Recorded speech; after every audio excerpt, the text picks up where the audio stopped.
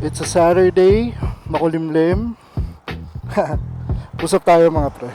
Ang motor natin dala ngayon is si good old Elmo, of course. The Yamaha Fazio ni Pahina ni Tenten. Miss ka na namin pare.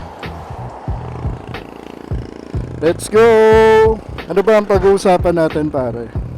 Simple lang. Yung pagmamotor pare, kung paano ba ito nakakatulong, especially sa mental health ng mga tao. So chill lang tayo, hindi tayo magmamadali.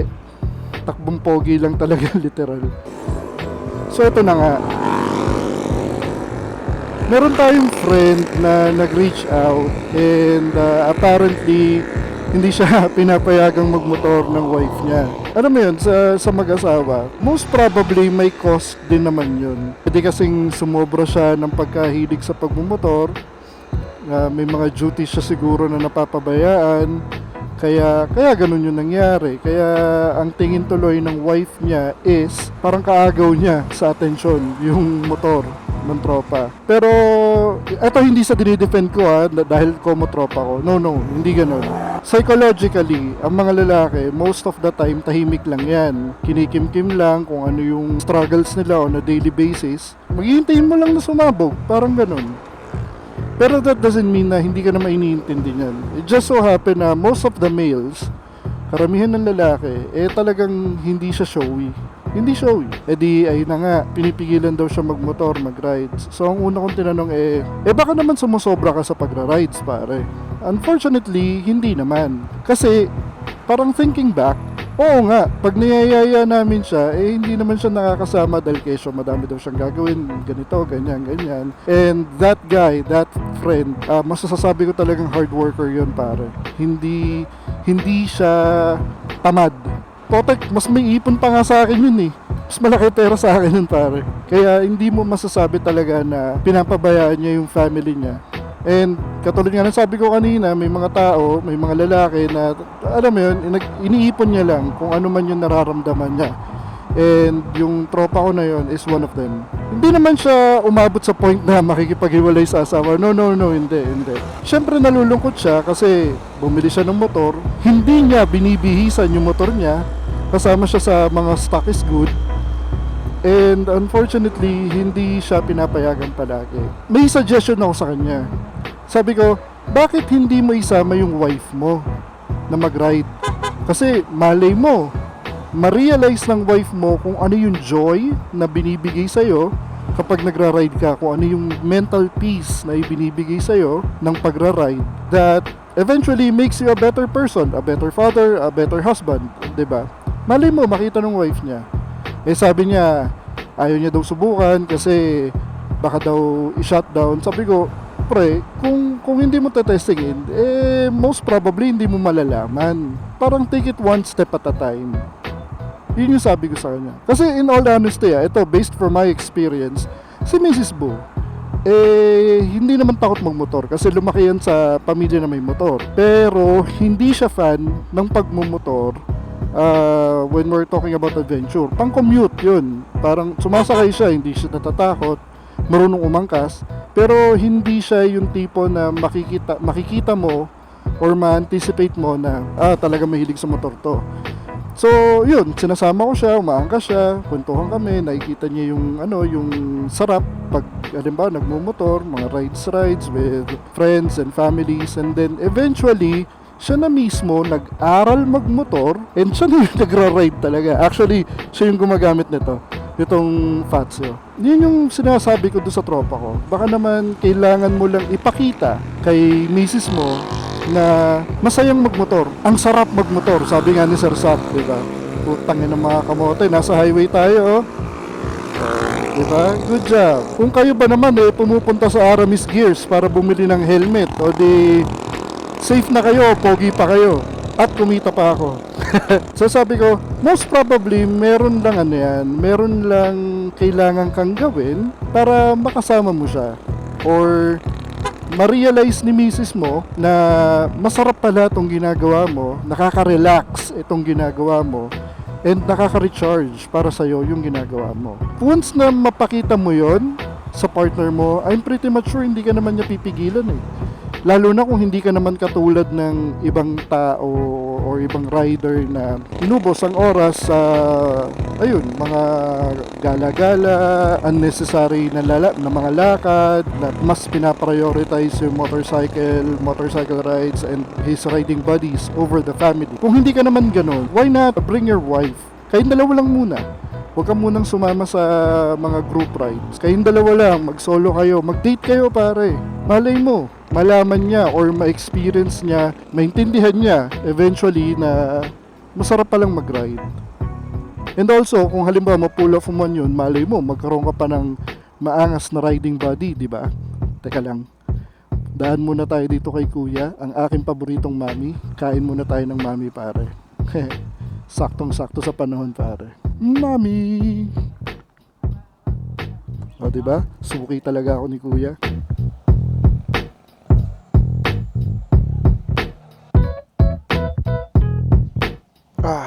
Solve pare. Sarap na mami yan pare. Pag nandito kayo sa San Leonardo area pare ng Nueva Ecija, dito pare, sa mami ni kuya. Hindi ko alam yung name ni kuya eh. Basta alam ko lang si kuya. Sarap yung mami niya. So hindi muna tayo uuwi. Bira muna tayo ng konti. Like I was saying, kung hindi ka naman irresponsible na tao and riding keeps you at peace, go for it pare. Ngayon kung halimbawa katulad sa case nga ng friend ko na kumukontra yung misis niya, isama nyo para ma-experience nila. Pakita nyo na dito kayo nagkakaroon ng kapayapaan sa pag-iisip pare. Importante ang mental health pare. And sa mga partners naman, alam ko na ang gusto nyo lang naman ay mapunta sa inyo and sa family nyo yung attention. Pero at least be fair. Eto, isipin nyo sa mga misis dyan na medyo kontrabida. Hindi sa kinukonsenti ko, ulitin ko hindi sa kinukonsenti ko yung bisyo na pagra-ride. Pero imagine niyo, ano ang pipiliin nyo? Mambabae, yung asawa nyo, malulung sa sugal, malulung sa alak, or makita nyo siya na tahimik, na pinapaganda lang yung motorcycle. Nagra-ride lang siya kasama ng mga trusted na kaibigan niya. Sabi nga sa isang relationship pare, it's all about compromise. Diba? Huwag kang take ng take, matuto ka rin mag-give.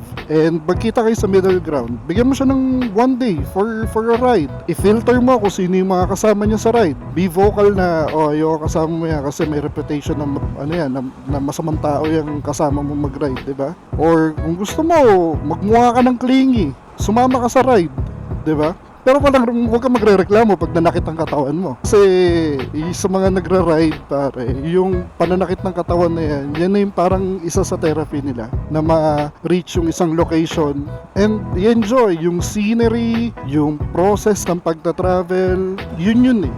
Kumbaga sa babae, may mga babae na nakakapag-alis ng stress by shopping or by mga chika-chika sa mga kaibigan, sa mga amiga, diba? And for me as long as hindi sobra or hindi naapektuhan ng pamilya, lalo na yung panggastos ng pamilya versus sa pagpapaganda ng motor, I think it's okay. It's very therapeutic pare. Hindi ko mo nagbablog ako at nagmumotor ako kaya ako nasasabi yan. No, hindi. Napakatamad kong magmotor pero pag ako sumasagad na sa business, sa career, pare, yung short motorcycle ride pare, ang laki ng nagagawa. Ang laki ng naitutulong para kahit papaano mawala yung stress pare. Kaya huwag niyong ipagkait, lalo na kung good boy naman si mister. Pabayaan nyo na, mag-ride siya. And also, kapag halimbawa, sumama ka sa mister mo and nagustuhan mo mag-ride, o di, alam mo ba, mas matutuwa yung mister mo dahil meron na siya talagang solid na riding body, diba? Lalo na kung magkapareho kayo ng mga areas na gustong puntahan. Like, for example, pareho kayo mahilig sa bundok, o diba, magra-ride kayo panorte. Or kung pareho kayong mahilig mag-beach, o diba, mag-ride kayo papunta ng west ng Philippines or sa may dagat, diba? Kung mahilig kayong mag-camp, naku po, mas masaya dahil dalawa kayong magdadala ng gamit, magse-set up ng camp nyo para makapag-relax kayo pareho. Uulitin ko, kung yung husband nyo hindi naman pasaway talaga, responsableng tao na nahihilig sa motor, as much as possible, payagan nyo po. Promise, ang laki na may tutulong sa kanya. Oo, alam ko na may risk, na delikado ang pagmumotor, mas prone sa accident, pero sabi nga, may tiwala ka sa partner mo, di ba? O di pagtiwalaan mo rin siya na hindi siya sasemplang or hindi siya maaksidente. Ganun lang naman yun. At sa mga kapatid kong riders naman dyan, huwag niyong busitin si Commander. Magpa-good shot din kayo para pagbigyan kayo. Huwag niyo ring abusuhin. Huwag niyong gagawin dahilan yung para isang pagalitan na lang. No, hindi ganun yun. Alalahanin niyo, ang babae, ultimo yung kasalanan mo nung magjowa pa lang kayo, putang ina, natatandaan dyan pare. Ito yung perfect time to compromise pare. And also, wag natin syempreng ine-neglect number one duties natin as a father and as a husband. Wag mong kalimutang kainin pare. Kainin mo.